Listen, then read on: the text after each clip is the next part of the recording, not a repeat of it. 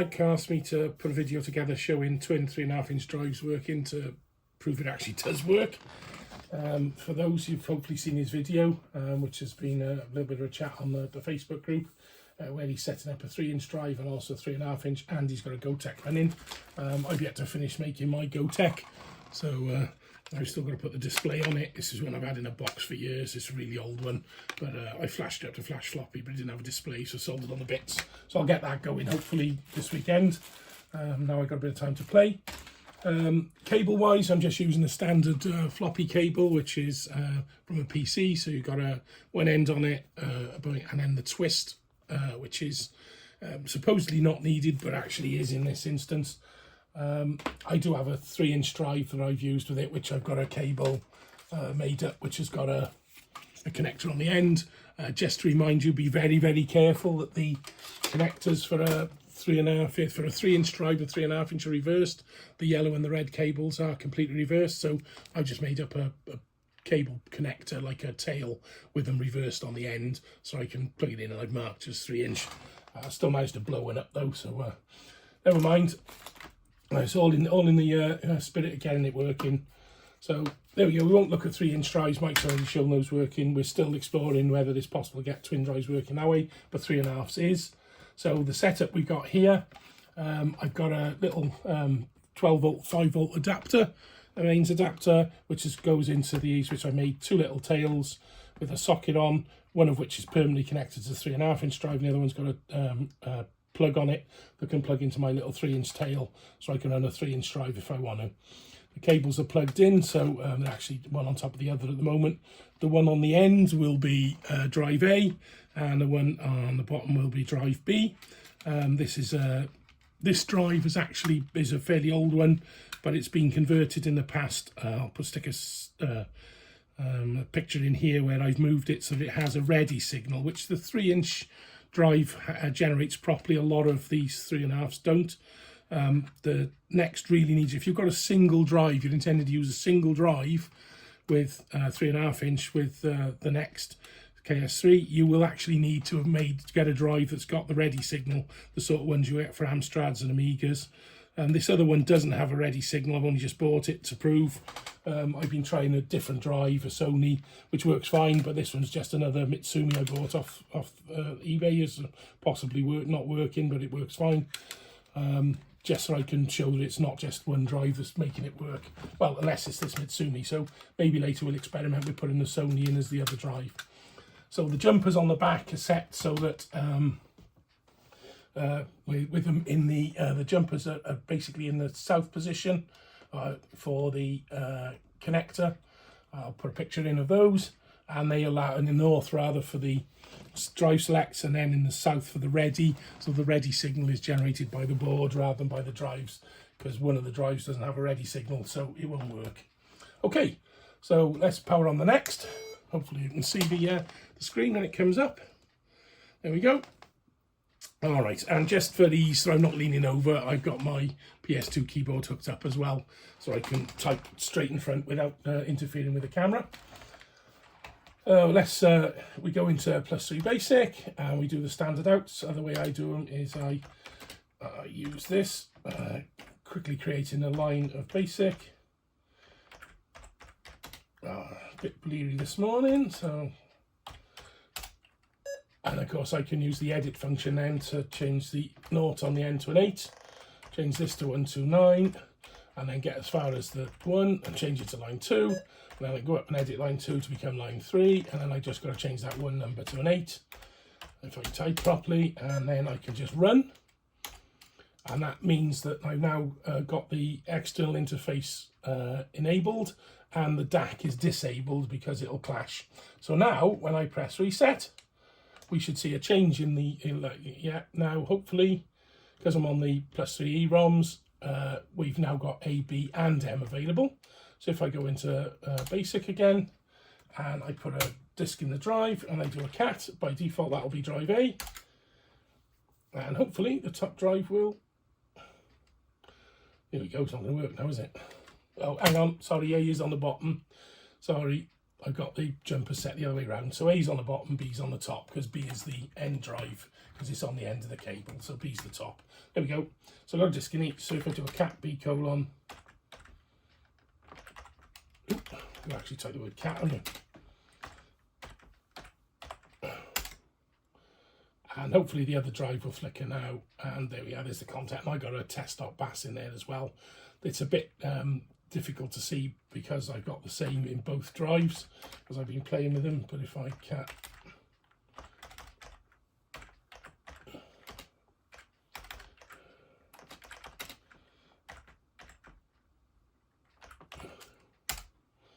it will flick the light on the top one, and then on the bottom one, no files found. Oh, there we go, then that's fine. So there's nothing in the bottom one. That's because I formatted the drive last night to test it. So that's the acid one. Let's load from B colon M format.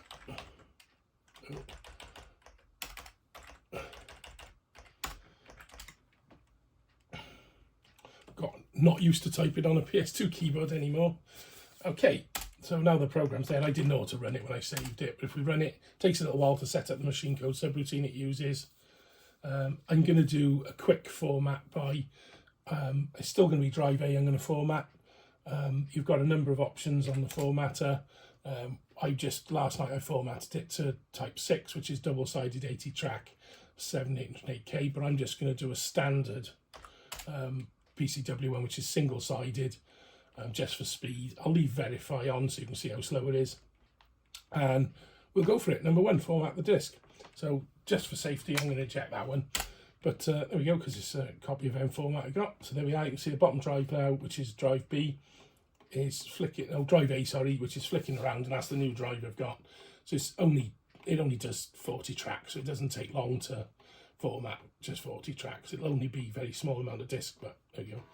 It's handy actually with the two discs. With the drive select switch here, you can flick the switch over and then format the other side of the disc as 40 track as well. So I've got a couple of discs which have got some bad sectors either on one side or high up in the 70s. So you can use those as single-sided or double-sided discs with the disc select. So there we are. It's checking, verifying pretty quick now. If there's any errors on the disc, it will be very slow verifying. Let's see if I can find one that we can format that's got some bad sectors so you can see how bad it is later. So that's it. Won't take you long. Obviously there won't be a lot of space on this disc, but I can reformat it afterwards when I've finished playing with it. Generally they got 708K on the double-sided 80 track. And hopefully, really quickly now, it won't take long, 10 more tracks to go.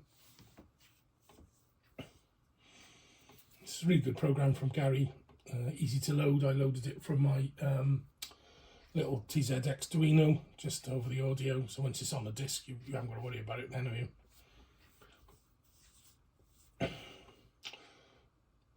Obviously the 3.5's only work in a +3E environment because you need to be able to have the extra facilities to get the extra sizes.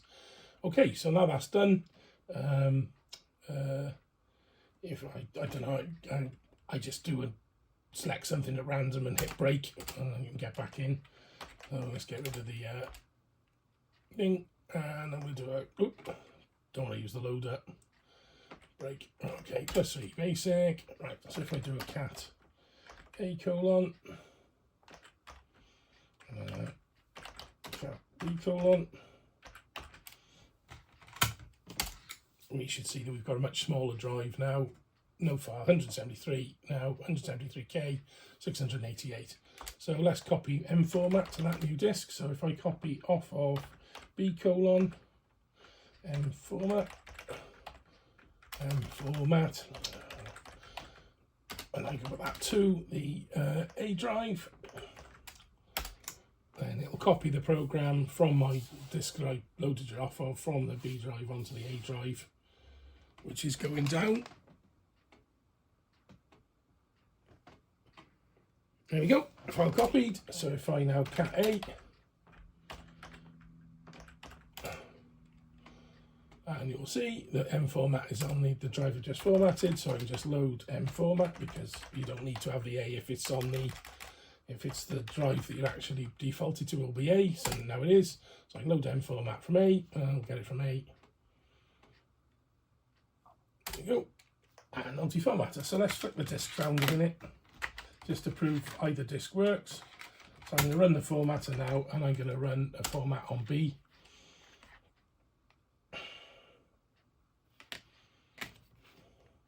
Okay, I'll do the same, but I'll turn verify off this time because I know it verifies. And we will format on B instead. So we're going to change the disk drive that we're going to format to B. And then we're going to format.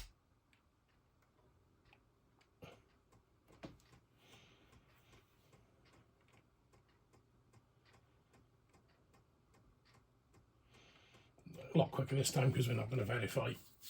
You do if the disk has been verified once in a format in the past, unless you suspect it's got an error. I wouldn't worry about using format a second time. Okay, so now we can go back to basic, and and now it's on B colon, obviously, that I've just formatted, and it should be a blank disk. Yep, it is no files found, 173K. So there we are, that's twin drives running quite happily on Spectrum Next. Right, okay, here we are. I got the Sony and the Mitsumi I bought with the disc in. So if I do a cat B colon, that should be our 173K with nothing, which we just formatted. And if I do a cat, we should have our test disk on the bottom, which we have with N format. So I can copy from M format off the default drive to B colon, and that should copy to the 173K. Oop, file not found. What did I do? Did I type the name wrong? Possibly.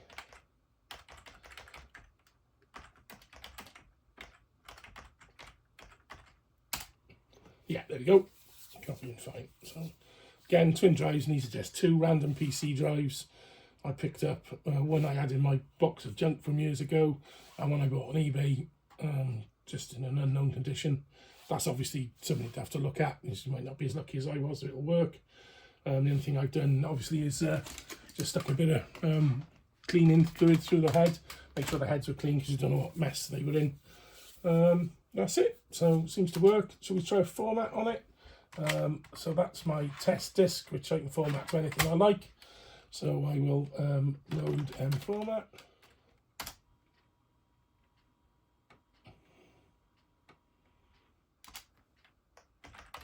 And I'm going to format drive B to the full 80 track double-sided now, which will take a bit longer. So I change the drive to B. And I'm going to select the format, which is going to be 6. And I'm going to format a disk. And hopefully our disk that we're testing with should now be formatting away.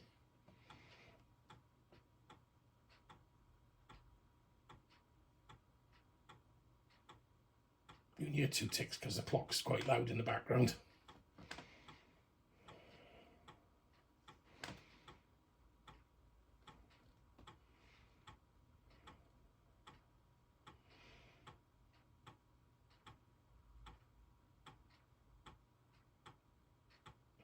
Oh, I forgot to turn verify off.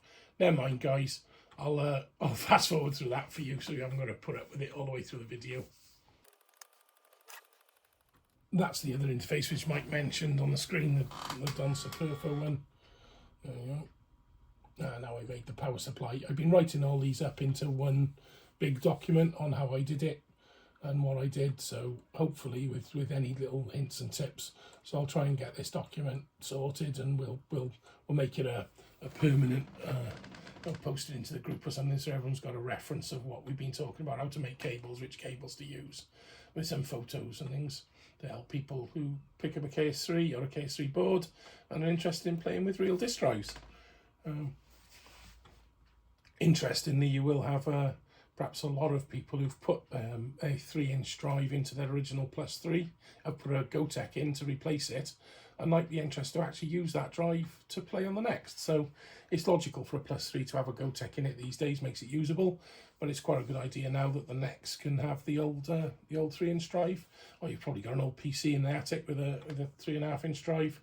I think it's just a bit of fun playing with it. It's not going to rely on it for data storage. I suppose these days the discs are getting slightly less reliable and hard to get hold of. Of course, don't forget this is double-sided, double density, so don't know using HD discs. They've got a different coercivity, so they're more difficult to even cover in a hole.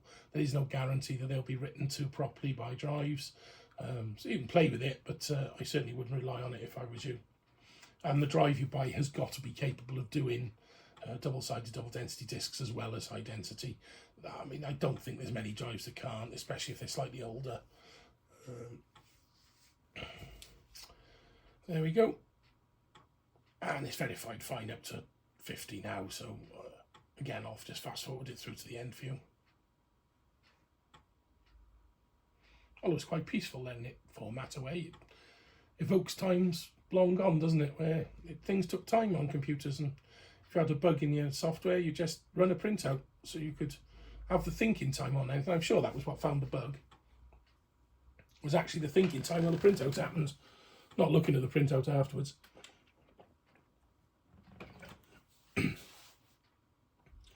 That is quite a long time with verifying a 80-track disc, and I know this disc's been formatted to 80 tracks a few times, so I'm not so worried about verifying it. It's been formatted on the Sony as well. Trust me, there's been a lot of testing of this to make sure all the technology works.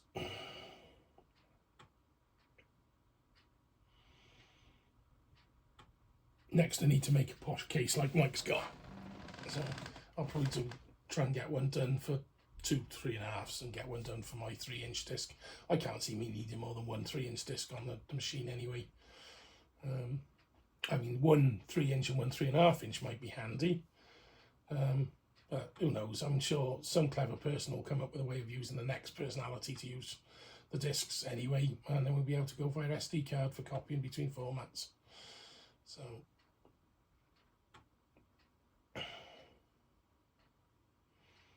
here we are. It's actually nearly got to the end of track 98. Ha! Of course, sorry, yeah, there's 180 tracks, so here we go, fast forward again.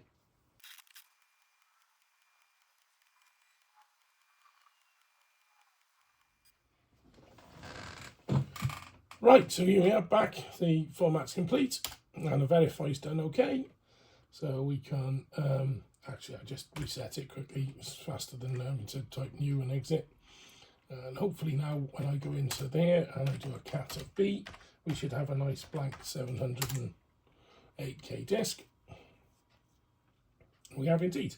And for that I can copy M format to B colon. There we go.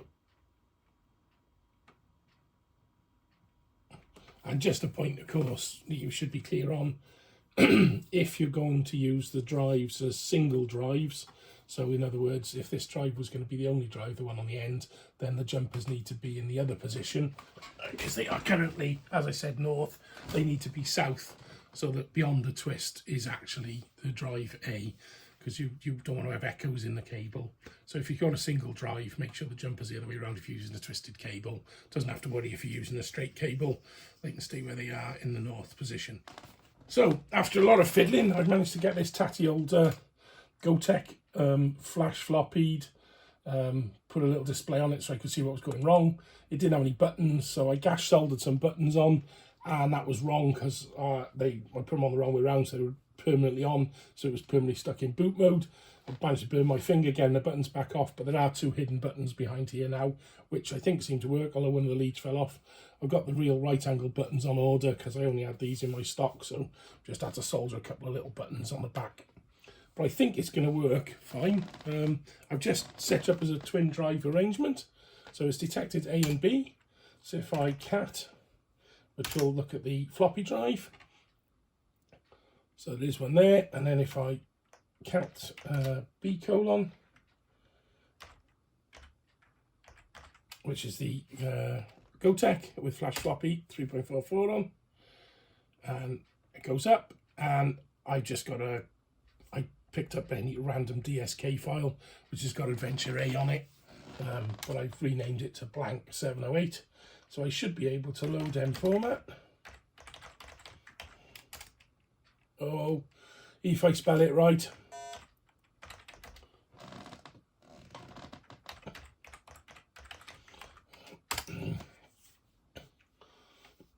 Still using my PS2 keyboard, slightly area shot. Okay, so it's loaded and I can run it.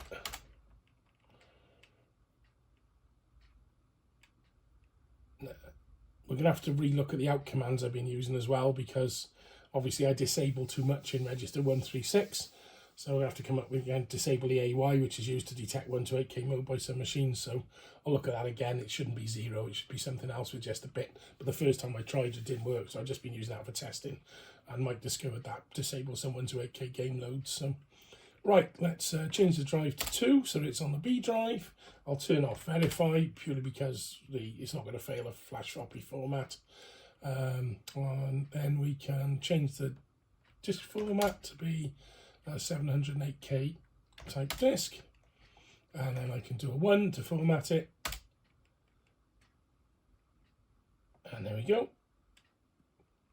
Of course, with Gotek, you need to make sure that the file doesn't have the read-only bit set, and to make sure the settings on the flash floppy are write protect off. So this should format it quite happily, and we should end up with a blank disk, which I can rename to anything I want, because it only takes the file name in the FAT partition. But that's that Gotek acting as a second drive. Obviously it doesn't have the ready signal, I don't think. I need to look into that and try it as a single drive and see if it'll let me change disks, in which case you should be able to use the Gotek as a single drive. We'll experiment with that next. But once this is finished formatting, and I should be able to just break the, I'll just hit reset, which is quicker, and should be able to cap the B drive now, and it should be blank, 708K, no files found.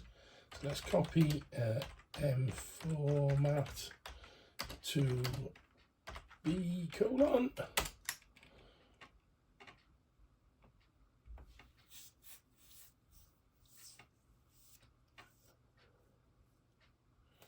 which is copying up. So you can see the drive, and you can see the track numbers going up with on the little display, which you can't. So now if I cap B, there we go. And if I do 1, print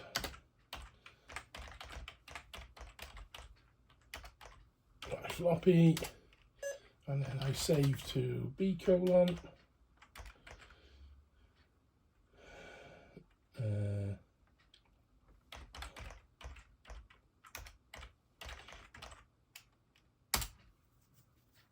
Should save a file on it, and then I can cap B colon, and we will see that I have my Gotek.bas and my M format on the Gotek. So it's working fine to format a blank disk that you've created in the root file. All you've got to do is have the DSK files in the root directory. Just grab any one and call it blank, and you can have as many as you like. I should be able to change what's in it now by using my 2 buttons. So if I go to, then there's another disk now has changed to a different disk. So if I cat B colon, it'll have changed what disk's in there.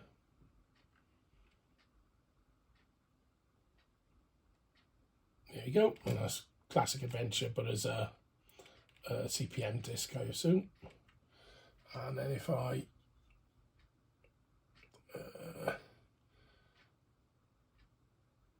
press the right key again,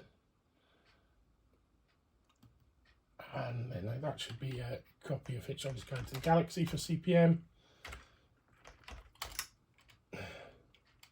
I'll have to get an actual CPM image on you so I can boot CPM on the next from the disks, which I shall be doing now. I've got I got quite a lot of discs I've copied over that I've got on original 3-inch. So looks like it does work as a twin drive with a Gotek. Okay, I've made that drive now. Because of the way I've got the jumpers, I'm going to take a chance on it working in the middle of the cable on reflections. But if not, I'll change it over by changing the jumper settings. But that should be the A drive now, the flash floppy. So if I go to 3D basic, I do a cat. There we go. So it's loaded up. It shows Guide the Galaxies in there. I should be able to go to the right and go back to my next disc, which I've got on there. And that should work fine. It does indeed. So I can, let's do a cat of B colon. See if we get a disc change note. No, we don't. We won't do that because, of course, there is no ready signal. Oh no, I got a jumper, so there's no ready signal. So let's do something a bit naughty. I'll just change the jumper here to be north, which means the ready signal should be coming from the drive. And then we'll do a cat on it as drive A. And drive not ready. So the flash floppy is not generating a ready signal like PC drives don't, which is logical because I've got the JC jumper set. Now with a Sugar emulation it should. So I'm going to take off the JC jumper and I will, I've probably got to reboot the flash floppy. Obviously it's still powering it probably from the cable. Unfortunately, there's probably enough power on the cable to keep the flash floppy running, so it probably didn't reset. I'm sure there's a way of doing it without doing it live plug and unplug, but okay, that should power off the flash floppy. And hopefully get a power cable. Okay, so that now doesn't have the jumper on. So I'll reset the spectrum just quickly. And then if I go into +3 basic, I do a cat. And it does select it, so it is generating, right, so with the JC off, it's fine, it's working as a single drive. And I should be able to do a cat B now, and it should ask me to change the disc that's in the drive. Yes, put the different disc in the drive, which I've done. So that's now got a classic adventure disc in it. And when I cat B, it gives me the contents of that disc, hopefully. Yeah, there we go. And I can then, so let's have a look there. There's a format.txt there. So I should be able to say copy, quote, for B colon, which is already in the drive, format.txt to A colon. And it should ask me to change the drive over.